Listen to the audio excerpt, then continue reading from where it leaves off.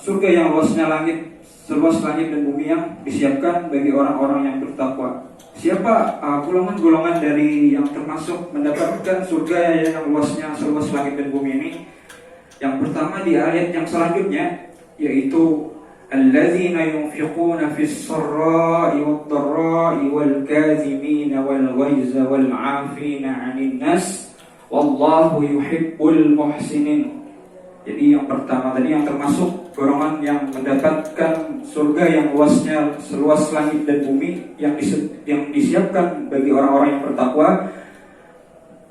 orang-orang yang berinfak baik dalam keadaan waktu lapang, dalam keadaan masih misalnya bisnisnya lancar, rezekinya lancar, maupun dalam keadaan sempit.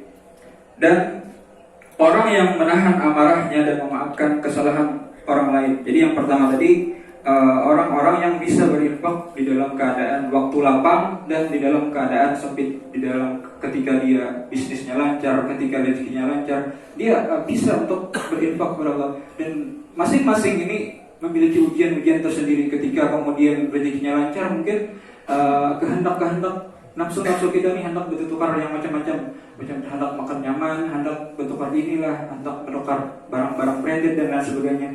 Ketika kemudian dalam keadaan sempit, ini juga ya sangat susah untuk bisa diterapkan. Kemudian yang kedua tadi, orang-orang yang menahan amarah dan memaafkan kesalahan orang lain.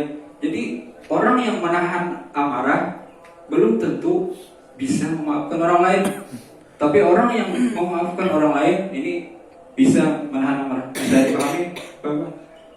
Jadi orang-orang yang menahan amarah itu belum tentu. Jadi makanya ganjaran yang didapatkan tadi adalah surga, karena memaafkan kesalahan orang lain ini adalah salah satu perkara yang cukup berat, karena orang-orang sendiri pernah melaksanakan. Kemudian di ayat yang selanjutnya, walladzina idza fa'alu fahishatan wa azlamu anfusahum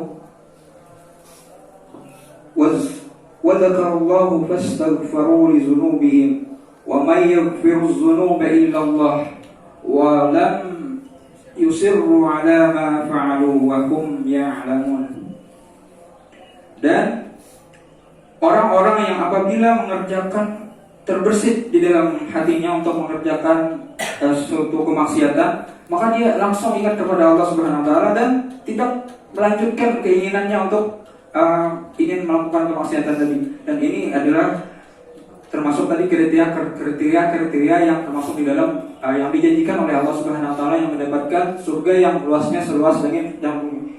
Dan di sini akan saya simpulkan lagi, yang pertama tadi ada janji Allah Subhanahu wa taala yang disiapkan bagi orang-orang yang bertakwa yang luasnya seluas langit dan bumi. Yang pertama, orang yang berinfak ketika di waktu lapang dan di waktu sempit. Kemudian yang kedua, orang yang bisa menahan amarahnya, kemudian bisa memaafkan kesalahan orang lain.